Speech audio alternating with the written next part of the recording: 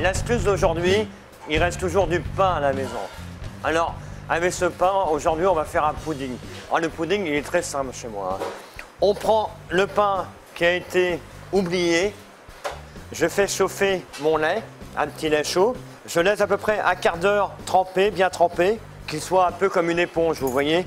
Entre-temps, on va prendre un peu de raisin sec. Dans le raisin sec, on va mettre un peu de rhum. On va prendre une petite cocotte. Dans cette petite cocotte, on va faire fondre le beurre. Alors, une fois qu'il est bien trempé, votre pain, on va l'ajouter en mettant quelques raisins en même temps, un peu de sucre vanillé, et on va faire un petit montage, mais basique. Excusez-moi, j'avais oublié de mettre les œufs. On va battre les œufs, comme une omelette.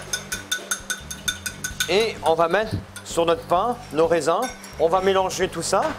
Cette petite terrine, on va la mettre au four, dans un four à 200 degrés. Moi, je mets à peu près 50 minutes. Ça dépend aussi le pain.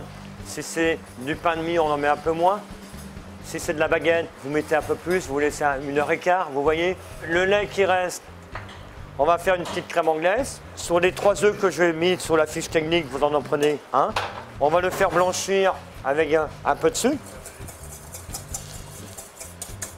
On va faire bouillir notre lait.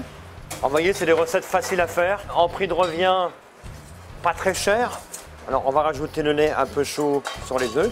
On fait cuire à peu près la crème anglaise pendant 10 minutes. Pas trop fort en feu. Et nous allons la mettre au frigo pour qu'elle soit bien glacée.